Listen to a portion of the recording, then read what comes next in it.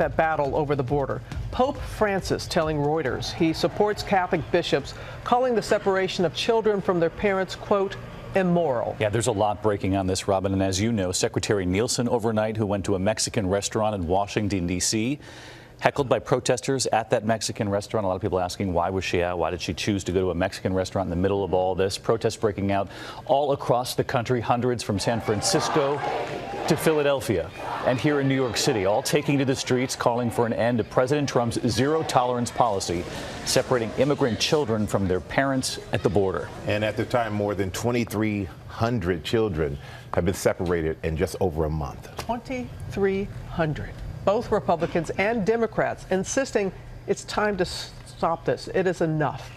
President Trump meeting with Republican lawmakers on Capitol Hill. Our senior White House correspondent, Cecilia Vega, tracking all the latest for us. Good morning, Cecilia. It was a late night last night. Robin, good morning to you. The president is punting to Congress on this one, saying only they can stop separating these families with a sweeping fix to immigration. But members of the president's own party say this is simple. He can stop this himself with a single phone call. This, as the criticism of this administration is growing louder by the day, with many accusing them of using these children as pawns. In the nation's capital overnight, we call on you to end family separation.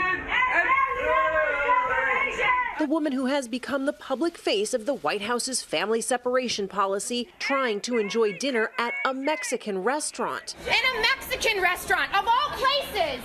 Instead, Homeland Security Secretary Kirstjen Nielsen run off by chanting protesters. If kids don't eat in peace, you don't eat in peace! In Dallas, Texas, this Republican congressman shouted down at his own town hall. Do you agree that we need to take care of those children? We are taking care of those children. Your tax. And on Capitol Hill, some Democrats shouting at the president as he walked through the halls. They're separating the children. Mr. President, don't you have kids?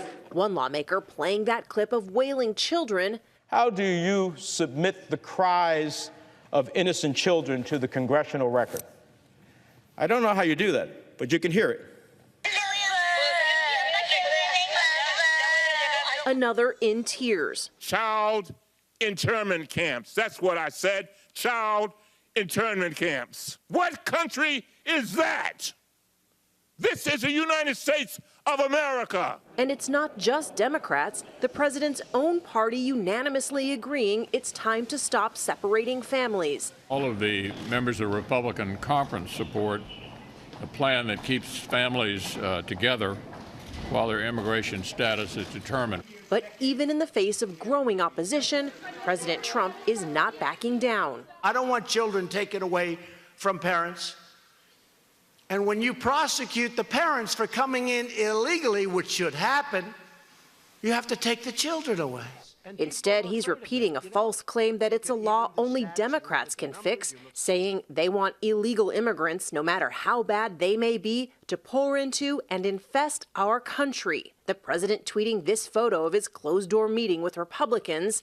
Sources telling ABC News President Trump told lawmakers his daughter Ivanka showed him photos of the children in detention centers and encouraged him to end the policy. We had a great meeting. Thank you very much. But this controversy showing no signs of letting up. The president's former campaign manager, Corey Lewandowski, igniting tensions on Fox News with this comment about a young migrant girl with Down syndrome. I read today about a 10-year-old girl with Down syndrome who was taken from her mother and put in a cage. I read about did you say want to a 10-year-old with Down syndrome being taken from her mother? What I said is you can pick anything you want out, but the bottom line is very clear. How dare you?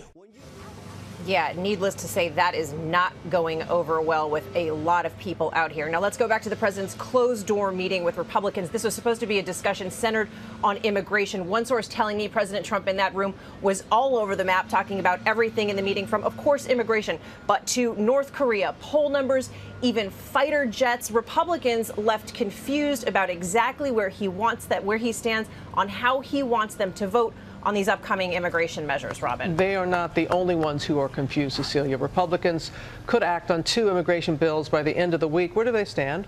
Well, as one source told me last night, quote, there is no guarantee any of these will pass. If these broad immigration measures don't pass, Republicans are likely to try to carve out smaller, narrow legislation that just deals with this issue of separating families. But sources on the Hill tell me they don't have any indication, and got none last night from the president, on whether he will actually back a narrow measure like this one.